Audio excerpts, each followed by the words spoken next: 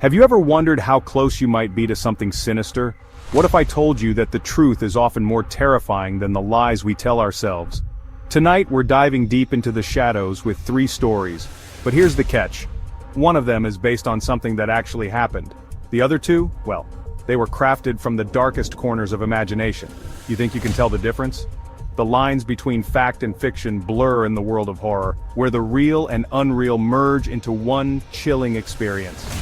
Tonight, you'll be put to the test. From cursed heirlooms that haunt their owners to ghostly figures who predict their victims' fates, these tales will push your mind to the edge.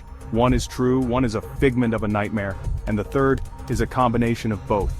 We'll start with a forest, an ancient curse, and a group of friends who will never be the same. Next, we venture into the eerie world of antique objects and the horrifying legacy of a family cursed for their greed. Lastly, there's a man who doesn't belong, but he's been spotted for decades. The town has heard the rumors.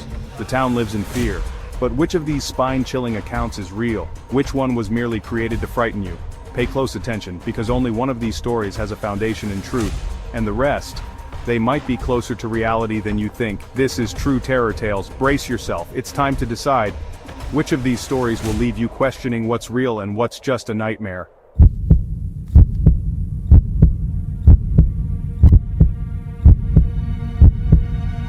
Five friends, Jason, Olivia, Noah, Emma, and Liam, decided to spend a weekend hiking and camping in Blackthorn Forest. This was not a tourist destination, but rather an isolated patch of wilderness known only to locals who avoided the area for reasons they wouldn't discuss. The trees were dense and the air heavy with the scent of pine, and eerie tranquility settling over the campsite as they set up their tents. On the first night, everything seemed peaceful. They laughed around the campfire, roasting marshmallows and telling stories. But as the night wore on, the atmosphere started to shift. The wind picked up, causing the flames of the campfire to dance erratically. A strange sound, almost like a low murmur, came from the trees. Jason, always the skeptic, brushed it off, blaming it on the wind. However, the whispers persisted, growing clearer with each passing hour. At first, they thought it was a trick of the mind, but as the hours passed, they realized something was wrong. The sound was no longer random, it was a rhythmic pattern like a chant. The forest seemed alive with energy as if something unseen was watching them. Olivia, ever the brave one, decided to investigate. She grabbed a flashlight and disappeared into the woods. Jason, who had already dismissed the events as a mere figment of imagination, didn't think much of it, until he heard Olivia's scream. He bolted to his feet, rushing toward the sound of her voice, but when he reached the clearing near the stream, she was gone. Her flashlight lay abandoned in the grass, its beam pointing toward a narrow path leading deeper into the forest. Panic set in as the group searched frantically, calling her name into the dark expanse of trees. The further they ventured, the more disorienting it became. The trees began to twist unnaturally, their trunks contorting in bizarre shapes. The path seemed to shift before their eyes, leading them in circles. A sense of dread weighed heavily on their hearts, and the whispers grew louder, now resembling the voice of a woman pleading for help. As dawn broke, they stumbled upon an ancient stone altar deep in the woods, covered in strange symbols. At its base was Olivia's jacket, shredded and soaked in what appeared to be blood. The whispers echoed around them, now a haunting chorus. And just as they turned to flee, they saw glowing eyes staring back at them from the trees. In the following days, the search party found no trace of the 5 friends. No footprints, no signs of struggle. Just an eerie silence and the same haunting whispers in the forest. Locals whispered that Blackthorn Forest was cursed, and many believed the forest itself claimed anyone who dared enter.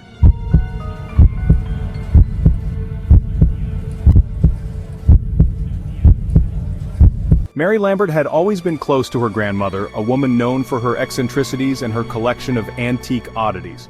Upon her grandmother's death, Mary inherited many items, but none more intriguing than an ornate music box. It was old, very old, and beautifully crafted with strange symbols carved into its surface. The music box played a haunting melody when wound, one that seemed to echo in her mind long after it had stopped. At first Mary thought little of it. It was just a trinket, a family heirloom that seemed more curious than anything else. She placed it on her dresser, admiring its craftsmanship, but a growing sense of unease crept over her. The first night she had the box, she woke to the soft, eerie sound of the music playing despite the fact that she had not touched it. It played every night after that, at exactly midnight. It wasn't just the music that disturbed her, it was the sense of being watched, a cold draft that seemed to linger in the air around the box. The following nights were even worse. The music became erratic, sometimes speeding up, sometimes slowing down to an almost unbearable crawl. One evening, as Mary went to wind the box, she noticed that the symbols on its surface had shifted. They no longer resembled the same pattern. They were now twisted and alien, pulsating in time with the melody. That was when things began to spiral out of control. Mary began to hear strange noises, scratching sounds coming from the walls, whispers just beyond the range of her hearing, and the sensation of something cold and invisible brushing against her skin. She couldn't shake the feeling that someone, or something, was in her house watching her from the shadows. Her sleep became fitful, and she began seeing shadowy figures out of the corner of her eye. Desperate for answers, she contacted a local historian who knew about the origin of the music box. The historian revealed that the box had once belonged to a notorious family known for their occult practices. They had been cursed, and it was said that anyone who possessed the music box would be haunted by the spirits of the family, their restless souls bound to the box. The curse would grow stronger with each passing night, feeding off the fear of its owner. The music was the soul's lament, a warning that death was inevitable. Frightened, Mary tried to destroy the box, but when she set it on fire, the flames refused to touch it. When she tried to bury it, it reappeared at her doorstep the next morning. The whispers grew louder, and the haunting presence in her home became unbearable. One night she awoke to find the music box beside her bed playing on its own, and when she looked up, the shadow of a figure loomed in the doorway.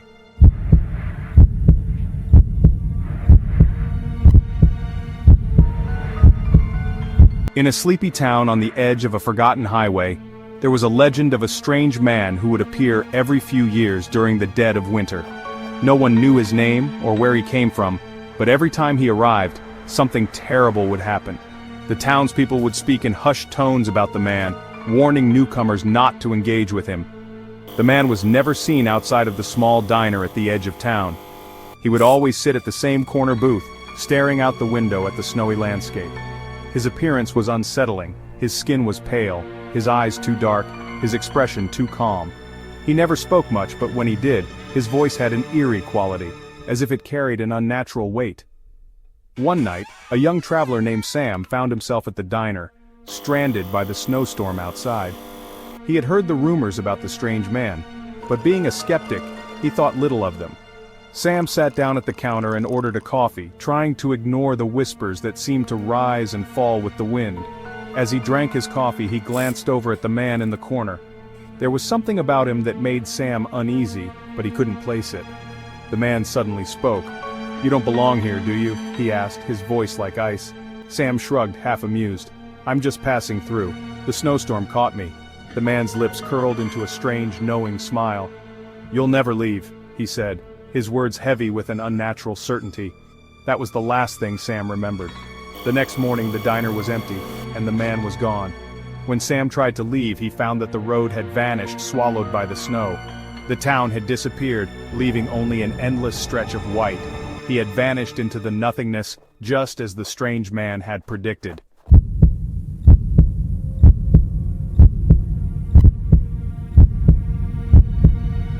Now let's reveal the truth behind these three stories. Which one is real, and which ones are mere fabrications? Let's start with Whispers in the Woods. This story is purely fictional. The eerie legend of Blackthorn Forest and its whispering trees is a work of fiction designed to test your nerves. Though there are many forests around the world with eerie reputations, there is no recorded case of a group of campers disappearing in such a manner. Whispers in the Woods taps into the fears of isolation and the unknown, making it a terrifying tale, but it's just that, a tale. The cursed heirloom is also fictional. While there are many real-world examples of haunted objects and curses associated with antiques, this particular story is an invention designed to provoke the fear of a family's past haunting its future generations. The music box, with its ominous melody and growing power, is purely from the imagination. Lastly, the vanishing stranger. This story has roots in truth. In 1967, a similar tale circulated among the residents of a small town in the Midwest, where a strange man would appear in a diner during snowstorms. People who spoke to him would later disappear, and the diner itself was said to vanish during harsh winters. However, the full details have been lost to time, and whether the events were supernatural or part of a larger unsolved mystery remains unclear. So, there you have it. One of these stories is rooted in reality, while the others are simply designed to disturb. The true terror is the unknown, and the fear that maybe, just maybe, some of these things might be real. Stay vigilant.